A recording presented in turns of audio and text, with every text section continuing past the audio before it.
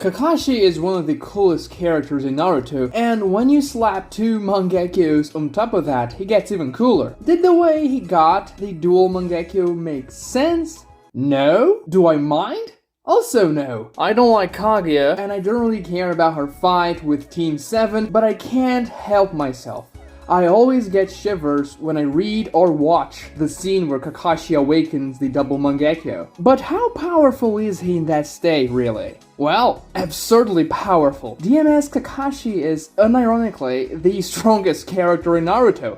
The only limitation he has with the two Mangekyos is that they only last for a very short time. About one chapter in the manga, 1.5 chapters, give or take. So DMS Kakashi probably lasts about 2 to 5 minutes. That's what she said! And by the way, if you like Naruto analysis videos, please subscribe to the channel and comment that you subscribed down below. And also like the video. The first thing we have to go over when discussing DMS Kakashi's strength is Kamui. Well, Kamui is one of the strongest, most busted abilities in all of Naruto. It's almost the definition of hacks. I mean, all the way up until Obito got a Rinnegan, Kamui was the only thing he had going for him. And he was by far one of the strongest characters in the series because he knew one jutsu. And he only had one Mangekyo. The ability to phase through matter is simply too good.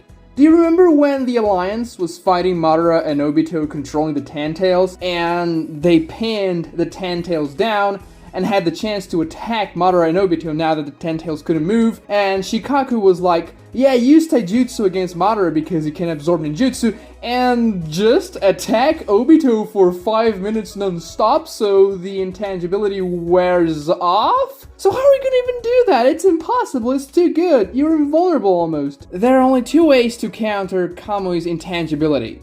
First, well, insane speed, like Minato, when he used the Flying Thunder God level 2 with the Rasengan to hit Obito. Or, the second way is to use Kamui to counter Kamui, like Kakashi did when he was fighting masked Obito with Guy and Naruto. It's no coincidence that Kishimoto had to take away that power from Jubito, otherwise he would have destroyed the main characters. Just imagine a Jinchuriki of the Ten Tails who can become intangible. There's no way to stop it. So, just by having intangibility in his arsenal, DMS Kakashi is already incredibly strong. But of course, it doesn't stop there.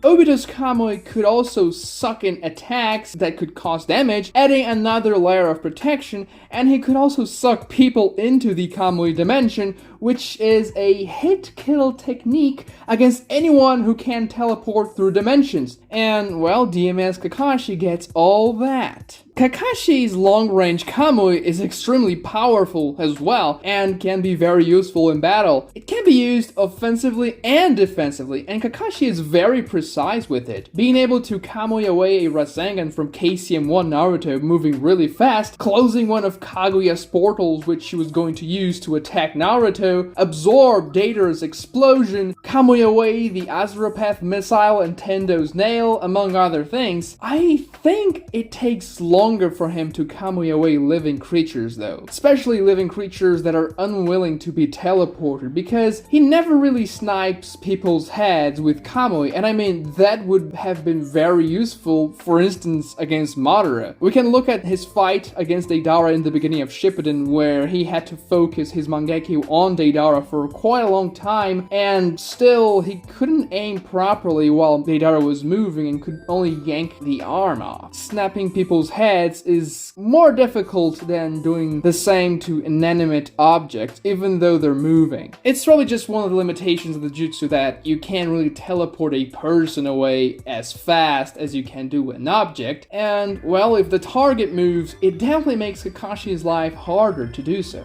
But he can still teleport non-living things with Kamui very fast and precisely. Also, Kakashi was losing his eyesight as the war went along, and he stated that he could barely see when Guy was fighting Madara, and that's why Gaara had to bring him closer to Madara for him to use Kamui on him. But it's definitely heavily implied that DMS Kakashi regained 100% of his eyesight, saying that he can use long-distance Kamui with ease in very small objects like Kaguya's portals. That's not all though. Kakashi's long-distance Kamui has a secret ingredient that makes it even more powerful.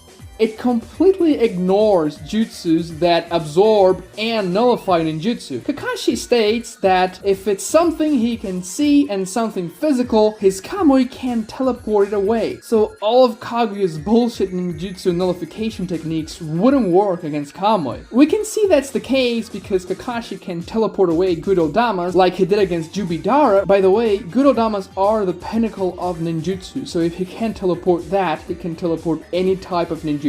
They're able to destroy everything they touch and nullify ninjutsu as well, so yeah, Kamui works on those. We also see Kamui working on Kaguya herself and on her tail beast form, that weird thing she explodes into, but Kakashi didn't even care, he just used Kamui on it. Speaking of which, Kakashi doesn't only get all the Kamui abilities we knew before, he also gains access to new stuff. Just some small things like a perfect Susanoo? Seriously, a perfect Susanoo alone is enough to put you in the top 10 most powerful characters in Naruto easily. He can also imbue the Susanoo Magatama with Kamui, making the Kamui Shuriken, which is extremely powerful, being able, as I said, to cut down the tails of Kaguya. And he has Kamui Raikiri, which is the good old Raikiri with the powers of Kamui into it. Needless to say, well, all these abilities are absolutely broken. Now let's take a look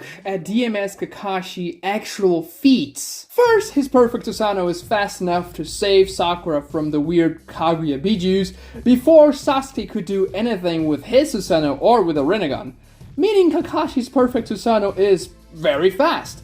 He then uses Kamui Shuriken at a very long range to suppress Kaguya's tails, as I said before. His Susanoo is, well, broken by Kaguya's bones, but Sasuke's Susanoo was also broken by her, so it's not an anti-feat by any means. He then is able to react to the same bone that broke his Susanoo and activate his intangibility in time not to die. Then comes the most impressive feat of DMS Kakashi.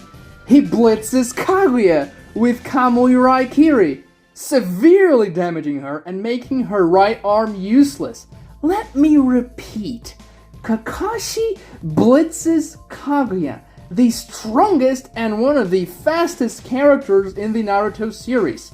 Sage of Six Paths Naruto and Rinnegan Sasuke could not blitz Kaguya, but DMS Kakashi did. So I don't have to tell you that he is incredibly fast. It's no coincidence that Naruto and Sasuke had been fighting Kaguya for about 15 chapters and didn't make much progress towards beating her, but once DMS Kakashi shows up, they defeat Kaguya in a chapter, essentially. He's just a beast. And the thing is, the only fight we can pull feats from is a fight against the strongest character in the entire series. Imagine him fighting someone normal and not the literal goddess of chakra. They would have absolutely no chance whatsoever. Any of the new abilities Kakashi gets with the DMS are enough to put him in the highest tiers of power in the verse, and when you put them all together, he's just unstoppable. The only problem is that, as I mentioned before, the double Mangekyo doesn't last for very long. The only way to defeat DMS Kakashi is really to outlast him and wait until his DMS runs out. The only people I see possibly being able to do so are Kaguya, Jubidara, Six Paths Naruto, and Rinnegan Sasuke. Naruto and Sasuke have a real possibility of just losing the fight way before Kakashi runs out of chakra, by the way. But if DMS Kakashi had the same amount of chakra as, for example, Rinnegan Sasuke, he would be by far the strongest character in the entire series. Stronger than Jigen. Way stronger than Jigen. But I want to know what you guys think. Comment down below and let me know. Also, like the video and subscribe to the channel if you like this type of content. And thank you so much for 1,000 subscribers, which is just amazing. I wasn't really expecting to get that far. And this is only the beginning. See you guys next time and stay tuned.